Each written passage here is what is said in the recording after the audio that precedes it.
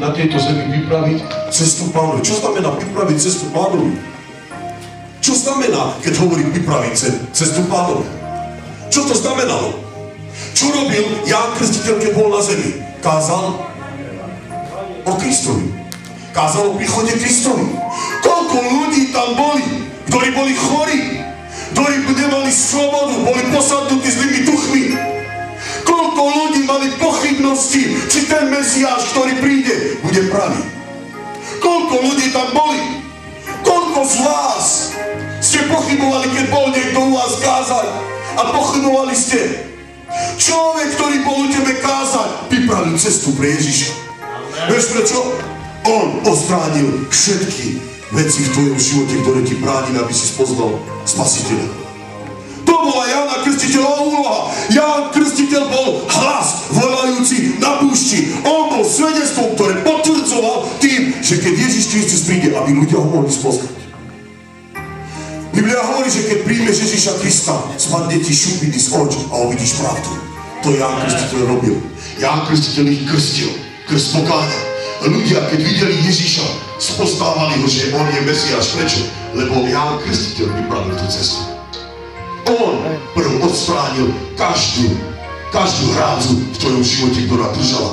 Či to je choroba, či to sú pochybnosti, či je to nevera, či sú to iné pochybnosti tvojho života. Každý z vás potrebujete porozumieť tomu, že ste na tomto svete zavolaní, aby ste pripravovali cestu Ježišovi. Tak ako povedal brat. Každý z vás. To bola úloha Jána Krstiteľa.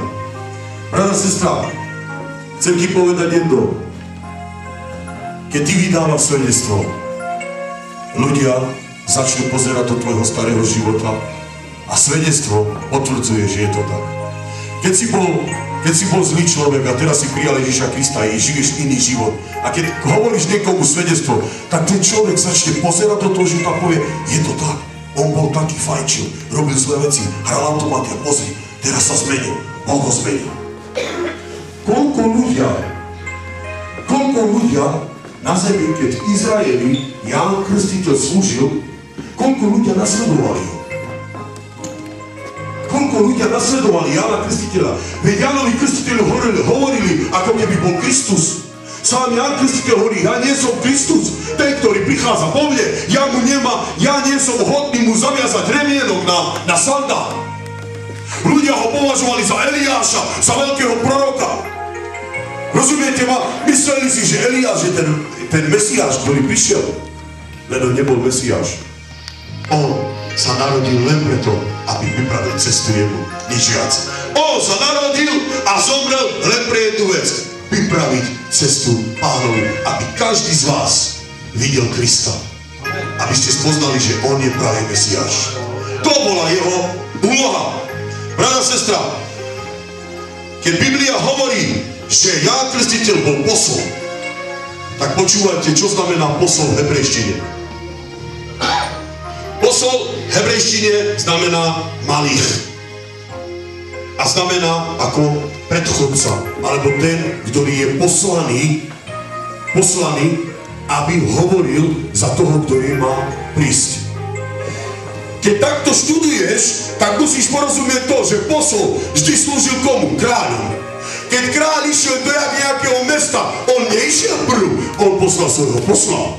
A ten posol išiel po tej ceste a všetky zábrany, ktoré by bránili, aby tento kráľ prešiel, on dával preč. Vypravoval cestu. To isté Ján Krstiteľ urobil. Kráľov kráľ, Ježiš Kristus. Čo robil Ján Krstiteľ? Vyčistil cestu pre neho. To je história. Takto vážne králi robili. Mali poslov, ktorí oni išli dopredu.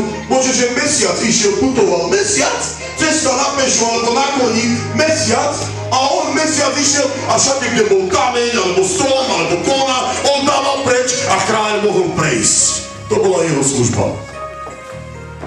Predstavte si, Ján Krstiteľ to robil tiež, preto hovorí, vypravujem cestu Pánovi. Rozumiete ma? Pre mňa, viete, čo znamená to? Pre mňa to znamená zjavenie Božieho slova. Viem, prečo Ján Krstiteľ bol poslaný. Kráľ ho poslal. Kráľ ho poslal. Ježiš Kristus.